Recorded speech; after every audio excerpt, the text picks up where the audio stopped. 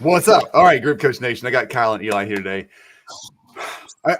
There's a lot of layers here. Okay, so they're clients of Group Coach Nation. I'm now a client of theirs, and they do something really unique in the group coaching / mastermind space. So today we're gonna unpack how and why they're doing what they're doing, how they arrived at where they arrived. Because I know so many people have questions about this kind of stuff, and they do something that's not just like A to B to C business step by step, like a lot of our group coaching programs for a lot of audiences are. They're very heart-centered, human-centered, and get into some really personal issues. So that always makes an interesting conversation about how do you do that in a group, and is that okay, and how does it work, and all this stuff. Kyle and Eli, thank you guys for hanging out. What's up, Chris? Yeah, Chris, it's good to see you, man. We're so excited to be on. Always love chatting awesome. with you. It's gonna be good. It's just good. These guys have this podcast called the Biz Bros. Many of you have probably seen it. If you haven't, just go check it out. It's way better than my show. Go check it out. We just go. The conversations you guys have on Biz Bros, just how you handle a podcast. I love your style. Well done. Yeah, man. We try not to be too serious. Unless it's a serious topic, then we'll get serious. But yeah, we just want to have fun. Yeah, it's pretty go with the flow. Pretty for sure. We had a really good one on the other day from this guy. He's the CEO of a company called Flow Code. That was intense. And basically, it's kind of a golf high performance coach, but it's a mental coach, and he works with some of the top golfers in the world today. Some of the Olympians. Yeah, some of the Olympians, and it was such a cool combo. But it was, I would say, it was like a serious topic, but it didn't even feel like anything was recording. It was such a good was phenomenal. Combo. That one's coming out soon, so I would check that one out too. But I can't wait. It was fun because we were just cracking jokes the whole time. It was good, but like you said, it's very free flowing. We love it. Y'all been in this for years. How many episodes in are you guys? Over 285, I think. I think I posted 285 the other day. Yeah. When did you feel like, I know it's in the podcast, but when did you feel like you kind of hit your stride and figured out like, okay, we got a rhythm here. This is what we want to do? Probably at 300 or 400. We'll feel that. Yeah. I would honestly say like really recently. Yeah, I would agree. I think we went we did the in-person thing for a while, then we were fully remote with COVID, and the remote podcast between us as co-hosts wasn't the same. We talked over each other. It was just weird. There was always lag, or somebody's internet was and I can't really look at you on video. Exactly. I can't kick him underneath the table. Like, don't go there, dude. And then we came back, and we the last couple of months we've been recording them here, and I'd say we're actually in a groove now. It's nice. There's good combos. It's just very laid back. There's a lot less structure, which I think we like. Well, everybody listening in, when you're getting ready to start your podcast, just know you got to get to like 260 or so episodes, and then you'll be good to go. You're almost there. Take a few years. Yeah. Good luck. We had 400. We hit top of the charts like really rapidly when we launched our podcast. We had 400 episodes banked before we started the podcast. We had over 400 episodes because we were just doing like nothing. People ask us the same thing. How'd you hit top of the charts? All that kind of crap. I'm like, dude, just start recording lives. Have a pandemic, and just. Yeah, we were just like, I don't know, we'll go live on LinkedIn and Facebook, and then we just banked all those. And we're like, oh, turns out we have a podcast. We should. Man, it all makes sense. Chris Williams started the pandemic. That's what happened. I get it. The charts. Just so you get the charts. The news was wrong the whole time. Yeah. So there is hope for everyone. If you want to have a winning podcast, just multiple hundreds of episodes, and then go for it, and you'll be good. It's not hard. Yeah, that's crazy.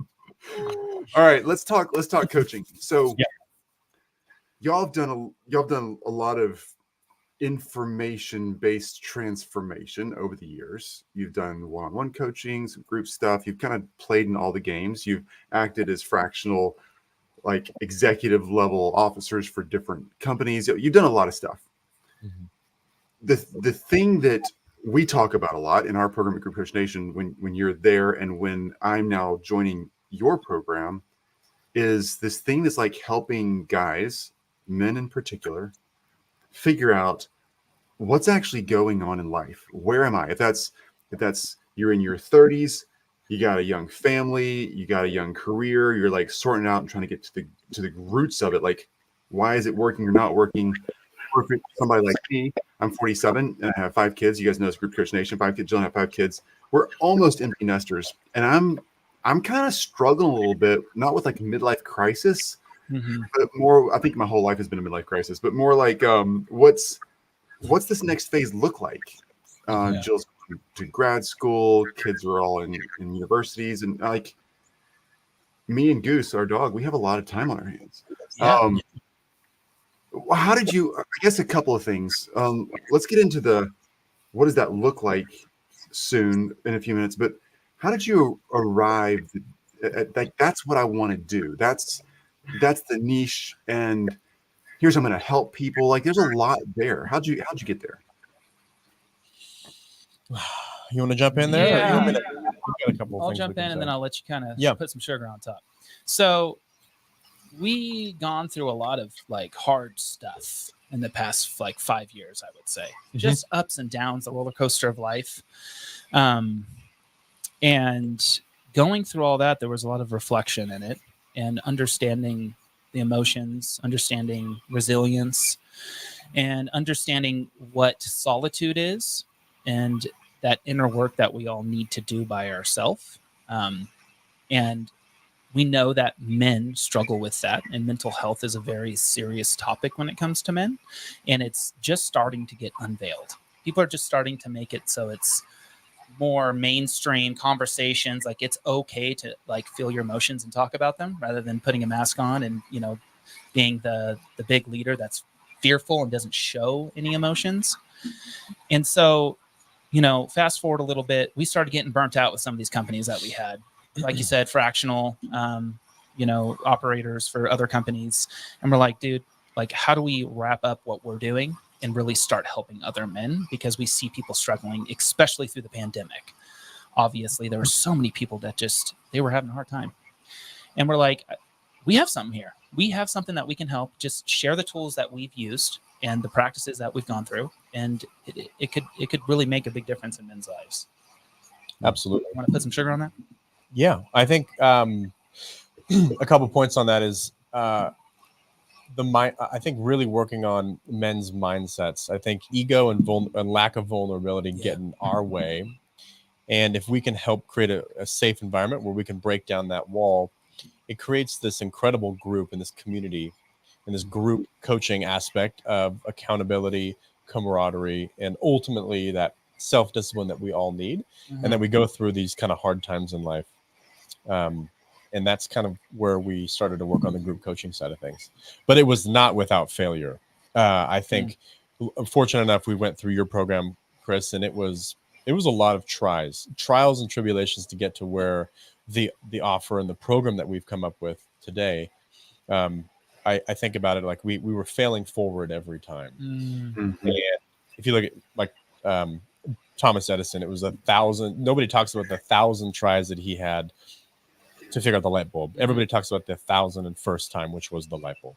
There was 1,000 tries before that, and I think that was something that we've worked through in the last couple months. This is okay. I like this. So I appreciate you saying it was 1,000 tries. So everybody kind of thinks, because we see so many people go through this building process of building a group coaching or mastermind. It's so common to take our knowledge and our expertise and say, oh, this is the fix. I know how to help people. I'm just going to tell people here's the fix and come join my thing. But it just doesn't work that way. That's not why people join. No. Why? So you've gone through lots of iterations and now you're hitting on it. So talk me through like your aha moments that made you realize, oh, we're fine. Not just because people are buying, but like people like this is actually getting traction here. We're finally connecting where they are and what they want to what we want to deliver. What were your biggest aha moments in that process of like, oh, I finally get it? I think one of the biggest things was when we thought we had our offer and we would tell somebody, they'd be like, oh, cool. That's what you like. It was just so broad and so not very unique. And I think there's, you know, coaching is becoming more saturated. And so you really have to find like the one thing that you can offer that's your unique advantage that they only can get through you. Like the only people to go to for solo retreats is us, because of the things that we've gone through, and they can relate with it. Like, oh, I went through that. That's something I went through. So going through this solo retreat and mastermind, we must, take those type of topics head on. It sounds like something interesting, rather than just saying, hey, we help men with fulfillment. Yeah. What does that mean? Because that's defined differently for everybody. Totally. I think an aha moment for me was in our podcast, we do kind of pre-show chats, and we were meeting with a huge executive entrepreneur, serial entrepreneur. And in the pre-show chat, he mentioned, hey, what do you guys do? And we told him, and the aha moment was simple to talk about, simple to say. Yeah. And he understood it without, having to go deep and extensive into what it was. And he was blown away. He's like, oh my God, this is what men need today. This is absolutely incredible. Right. And his enthusiasm over the program was, I think that was what set me over the top, saying that we figured it out. You start getting that validation. You're like, okay, this is something. Yep. There's something here. Exactly. That's interesting. I so respect you going after the validation. So many people, we just want it to be we want it to work. I don't know. We just want it to work. And I so believe in it. It's my baby. It's the most awkward thing, right? Because it's like it's your firstborn child, and you're introducing this kid named Throckmorton to the world, and you're like, this is Throckmorton, and everybody's like, freaking, what kind of name is that? And you're like, oh my gosh, it's already on the birth certificate. Shut up. And you kind of have to like take this newborn baby to the world and say, what would you guys name it? I mean, if it was your baby, Totally. Yeah. I'm going to take that name off our list. I think one thing to mention that was really good is us owning businesses and going through those things. We understand market fit, and we understand when something's not a market fit. And I think when you go into coaching, that is something you need top of mind. Is you need to understand quickly, is this market fit or not, just by validating and testing. You don't need to sell anything. Just start talking to people. You don't have to have any website. You don't have to have the program ready. Just talk to people and see if you get that validation. And if you talk to 10 people and you're getting like one, that's cool, and the other 9 were like, good luck, then you don't have market fit. Until like when we like decided, okay, we're doing solo retreating, it was like 9 out of 10 conversations where like people are like, that is amazing. How do I learn more? So, yeah, that was a lot of combos. It really is. I think keep things real fast, because making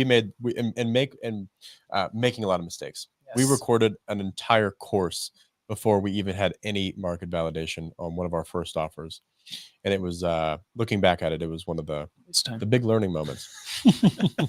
Yeah, for sure. It is. Okay, I love that you're going to. Okay. So you've gone a really unique way with your offer. Like, this is one of the reasons I wanted you on the show today. Y'all have a process that's not just group coaching, putting guys who are looking to really step up in who they are as humans in a group scenario where they can really get together and make things happen with accountability and structure and purpose and all that. But this is how I'm starting with you guys. You're starting with solo retreats. Like, this is going to be a 2-parter, by the way, everybody. I am so excited about this because I'm doing a solo retreat. Like, you sign up, they send you a box, and you go somewhere for 3 days, camping and Airbnb, whatever your style is. And you like do a lot of self-discovery and self-work before you actually jump into any real conversations. So, it's like, without, I'm doing this in like 3 weeks. So ruin it for me. Yeah. But like, 2 reasons. One, why did you arrive at starting the process with something that intense? That's for real commitment. Yeah. And what do we expect when people like me get the box? Like, what should I be prepared for emotionally, mentally? The thing about Eli and I is we're big dreamers and we have lots of vision. And so when we start on a journey on starting a business or something, and we start talking to people and we're not getting what we're looking for, market fit again, we start whiteboarding very quickly. And we're like, well, how do we change this? What can we do to make our, a unique advantage? But how can we actually make impact very, very quickly with our coaching, because that's what you need for retention, is you need to make that impact like instantly so they stick around. And we were just not getting what we wanted from people in terms of like, responses and validation. And we just kind of sat down and said, what has our life been like? And where were there pinnacle moments in our life that changed us? And sure enough, it was a solo retreat. Going on that when life was chaotic a few years ago, and doing that process, I didn't know at the time that it would be showing up in my life again 3 or 4 years later, and how it could serve others. I was just like, I need to get away because I'm about to flip a desk and flip out on everybody because I couldn't go any longer. Yeah. And we're like, wow, aha moment. That's what we could do to start our coaching program, rather than just throwing people into a Zoom call. How do we get something that's impactful and like right off the bat, you're doing very deep work. And just to build on that a little more, I think the concept of doing the solo retreat prior to the group program, not everybody is extroverted. A lot of entrepreneurs are very introverted. So having an experience in solitude, in silence by themselves for 3 days doing deep inner work, it gives them a little bit more confidence coming into the community, because the community revolves around the solo retreat and the workbooks that you work on. So I think that's a great way to integrate, similar to your program with the Offer Lab, is we learned the vocab before we kind of stepped into the mastermind. And it's kind of a similar approach there, where you learn the concepts before coming in, and now you're comfortable. And now you feel a little, again, I talked about in the beginning, is that ego and that vulnerability wall.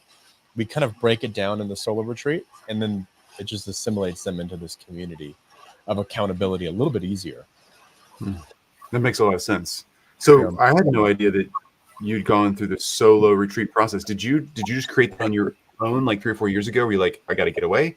Or did you follow somebody else's pattern? Because I've tried that by the way, I've done this 2 other times on my own in the past 15 years, probably.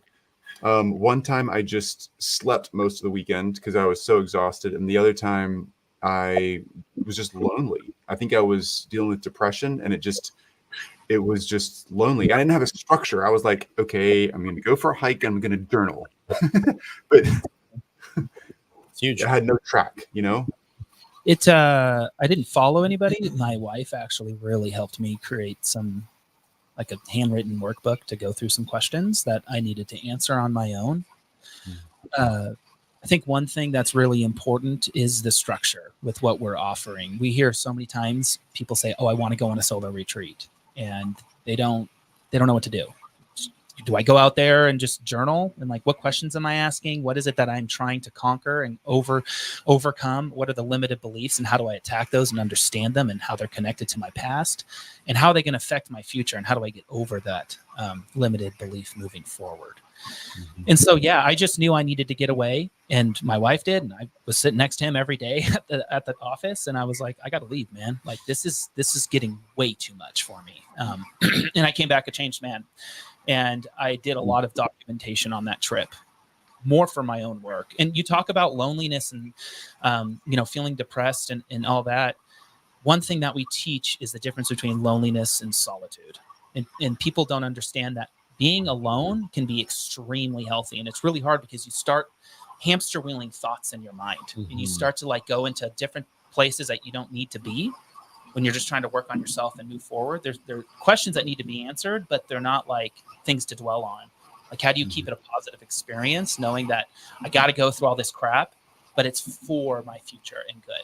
So let's just deal with it now, on our own. Because if you can't have time to yourself and work on that inner deep work alone, thinking that you can just go talk to a coach right off the bat, like, you got to deal with yourself first. You got to face it, really important. I could keep going. You probably want to. No, I was just saying what I think I love most about the program when I look back on this 5 years down the road is it is truly a choose your own journey type of adventure and type of program. You can be as involved as you want, or you can sit there and just be in total solitude. But it really is a choose your own type of journey. You can either have intention and a path coming into it, or you can have absolutely no expectation and just dive into it. I think either way is fine. I'm going on one in a couple of days. I leave on Thursday, and I'm gone for 3 days. Camper on the ocean by myself. And my goal and intention out of this is, what does the next chapter look like? I get married in a couple weeks. I've gone through a marriage before, so it's like, how do we set the right stones and the core values moving forward? So I have a little bit of intention to go into this. And what's cool about the program and the workbooks is all of the deep inner work can be played towards any path of life you're on currently today. Love it. I have no intention. Go ahead. Sorry. No, please. All you. I have no intention going into the weekend that I've got coming up with your process.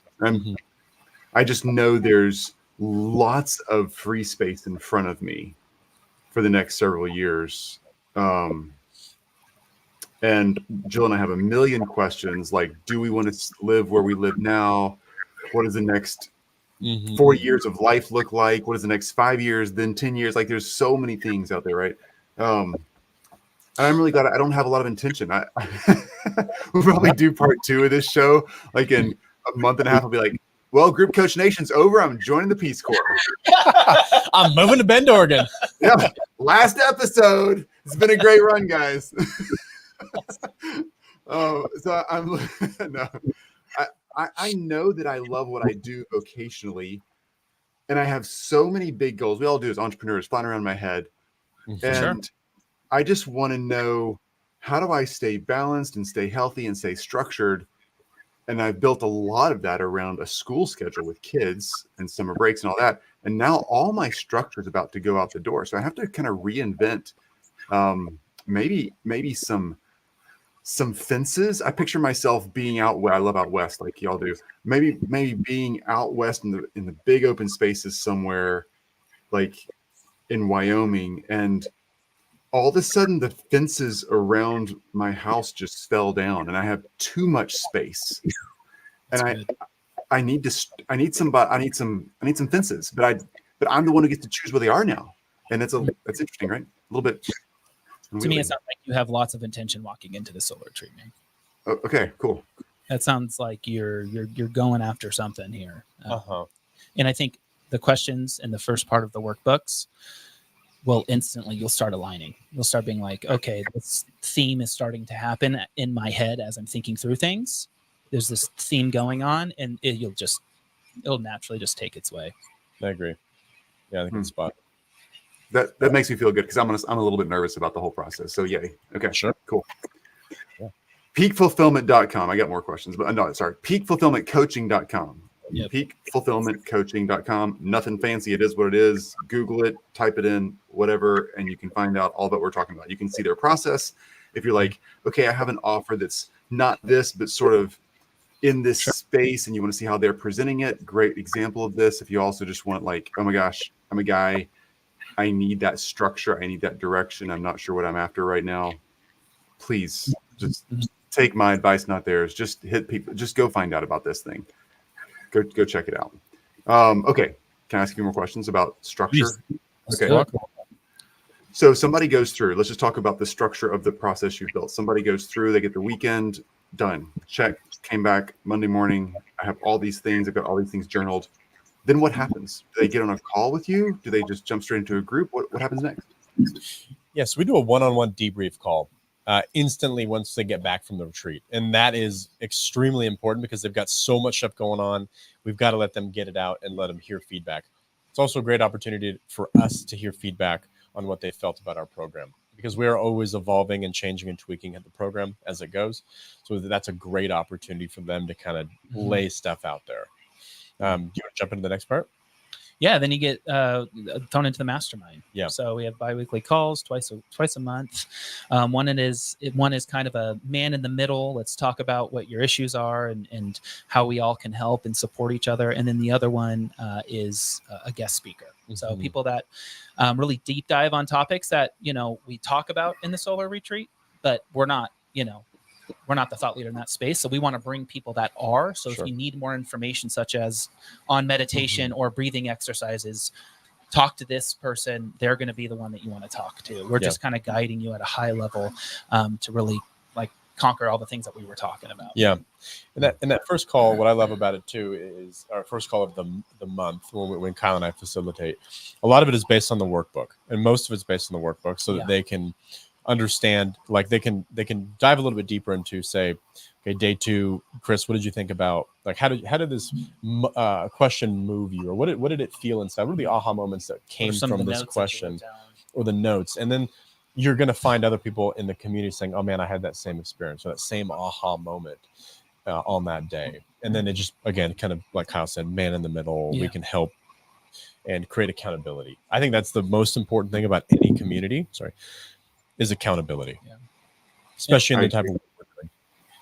And we're working on in-person retreats to wrap about once or twice a year. Where anybody that's gone through our program can come out to Bend, Oregon at a ranch or a resort and do some really cool group work together for 3 or 4 days. Stuff that men like to do. Yeah. It's a very campfires, drink some or eat beef jerky, like it's just I'm a total tree hugger. I've never been hunting. I'm a vegetarian, and I love being out west. Yeah. So you're gonna have to have some veggie jerky. Yeah, some turkey out here in Oregon for you. Oh yeah, you're good. You're we got some mushroom jerky. That might be part of the reason you might be moving out here. I don't know. Yeah, I love it. Yes, but you might move. I love that you have baked in. Sorry, not trying to go too Oregon on you. I love that you have baked in accountability. So lots of baked goods at their retreats. No, I love that you have baked in accountability and community in the process. I've gone through a ton of healing just from choices I've made, choices of others made when I was younger, the home I grew up in, pretty crappy, all that kind of stuff. But I've never experienced real change, lasting change, when it hasn't been backed by a community of just a small community of other people going through the same process and accountability. Not like browbeating accountability, but like, okay, I told y'all I would do this, and I'm gonna feel like an idiot if I don't show up next week and keep my commitment on this one. So I'm gonna show up and do it. It just helps. So totally does. Absolutely. And if you put yourself out there, especially to other people that are going through similar stuff, like a month later, we're gonna ask, "Did you do this?" Well, you're looking for change. You told me that's the path to change for you, and you're not doing it. How serious are you about making change in your life? Because to me, it sounds like you're not being very serious about that decision. Oh, I love this. I love tough conversations, real deal stuff. Y'all know. I think I recommend this book to you guys. 10x is easier than 2x. A lot of people are reading that book right now. Such a great book, but it's like there's so much in there in that mindset of if you want to become someone different in your business, your family, your personal life, whatever, and you want those 10x jumps, you have to remove the things that are not giving you 10x results. And those are really difficult things because some of them are just fantastic and not necessarily bad things, but you have to say, it might be cutting back on TV time. It might be just, maybe I don't have a problem with, let's pick a topic, alcohol, but it's not adding to my life. I think it's actually taking from my life. Okay. Like, I don't know what the decision is for you. I'm using that one because I'm on 2.5 months. I haven't had a drink in 2.5 months. And nice. Heck yeah. It's not easy. It's not easy. And I don't know that it's like a thing where I'm like, I'm not permanently out in a sense. It's more like, I don't think this is giving more than it's taking. And I need to try 100%, man. I need to try a while, so I'm trying a while and it's been great. Anyway, but with accountability and community has been very helpful. I've told multiple people. It's the first time I've told that publicly. And I thought about that like 5 minutes ago. I'm not going to say it. And I was like, no, I'm going to say it. It's going to help. It's going to make it easier. Just the more you say it, the better. Okay. Anyway. Love that. Awesome. Peakfulfillmentcoaching.com. That's where we're at. Group Coach Nation is here to help you build high-ticket masterminds group coaching programs. We are not your therapist. We are not your therapist either. Nor are we. Everybody. Yeah. We are. Everybody needs your own therapist. Go get a therapist. Okay. Go get one. But if you're a guy and you're looking to make real change and have a bigger impact in your life for others and in your life for yourself, and and here's how you kind of know when you know. Not, oh, that's cool, but I know exactly what I would be thinking about if I talked to these guys. I am trying to make a change. I cannot get through it. And I've been reading books, listening to podcasts, watching YouTube videos, trying to figure this out. If that's you, and where you are right now is where you were 6 months ago or a year ago, or 5 years ago. Yep. Just go to peakfulfillmentcoaching.com, see what they got there, and just reach out to these guys. I've known these guys for, I don't know, 4 years now, guys. And y'all are the real deal. Yeah. Thanks, man. Appreciate that. Yeah. They'll have a real conversation with you. And if this is right for you, they'll point you in the right direction. If it's not, they'll tell you to go to betterhelp.com or something else. All right. Thank you both, Cal and Eli. Y'all are the best. We appreciate you. Amazing show, man. Group Coach Nation, as always, do the work to get the results. This is not a hustle show. This is about doing the right work. So just do the right work, not just whatever work. And this is right work. That's why I'm doing it as well. All right. Y'all do it. Talk soon. Peace, buddy.